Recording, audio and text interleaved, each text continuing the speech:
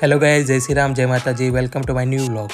આજે ઘૂઘરા ખાવાની બહુ ઈચ્છા થઈ છે અને હેર બી વધી ગયા છે, તો આપણે બંને કામ એક જ વારમાં કરી લઈએ। આપણા પાસે જીગરનો ટુકડો એટલે આપણી એક્ટિવા નથી, એ માટે આપણે રિક્ષાની મોજ કરીશું। ચાલતા ચાલતા આપણે પાલનપુર જગતનાકા જશું, ત્યાંથી રિક્ષામાં બેસીને આપણે અડાજણ પાટિયા માટે જશું। ફાઇનલી આપણને અડાજણ પાટિયા જવા માટે રિક્ષા મળી ગઈ છે, તો ચાલો હવે આપણે અડાજણ પાટિયા જઈએ। પાલનપુર જગતનાકાથી સીધું જતા 4 રસ્તા પર ગણેશ મંદિર આવે છે। આનો મિની વ્લોગ જોવો હોય તો કોમેન્ટમાં જય ગણેશ જરૂરથી લખજો। આપણે અડાજણ પાટિયા આવી ગયા છે, અહીંયા આપણા જીગરનો ટુકડો આવી ગયો છે। ચાલો હવે આપણે જીગરના ટુકડા જોડે ઘૂઘરા ખાવા અને હેર કટ કરાવવા માટે જઈએ। આપણે અડાજણ પાટિયાથી સરદાર વલ્લભભાઈ પટેલ બ્રિજથી અઠવા ગેટ જશું।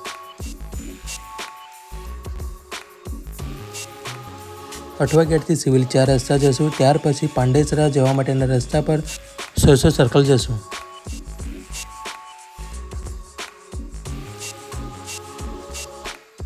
હવે સોસો સર્કલથી સીધા જતા શ્રી રામ ઘૂઘરા ખાવા આવી ગયા છે। ચાલો હવે આપણે મસ્ત ગરમ ગરમ ઘૂઘરા ખાઈ લઈએ। ઘૂઘરા ગરમ ગરમ રેડી જતા, તો ચાલો આપણે ઘૂઘરાની ઉપર શું નાખીને આપીએ છે તે જોઈએ। ભાઈએ ઘૂઘરા કટ કરી લીધા છે, એના પછી તેના ઉપર તીખી ચટણી, ગ્રીન ચટણી અને આમલીની ચટણી નાખીને એમનો સ્પેશિયલ મસાલો અને કાંદા અને સેવ નાખીને આપણી ડીશ રેડી થઈ ગઈ છે। ચાલો હવે આપણે ખાઈ લઈએ। ઘૂઘરા ખાવાની મજા જ કંઈ અલગ હોય છે। ફાઇનલી આપણે કિસિલ્સ હેર સ્ટુડિયોમાં આવી ગયા છે। ચાલો હવે મારો ન્યૂ લુક જોવા માટે રેડી થઈ જાઓ।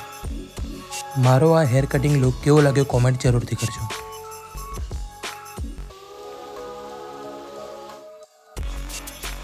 આપણો આ વ્લોગ અહીંયા પૂરો કરીએ છીએ। આવા જ વ્લોગ જોવા માટે લાઇક, શેર અને સબસ્ક્રાઈબ કરો અને કોમેન્ટમાં જય શ્રી રામ અને જય માતાજી લખવાનું ભૂલતા નહીં। જય શ્રી રામ, જય માતાજી।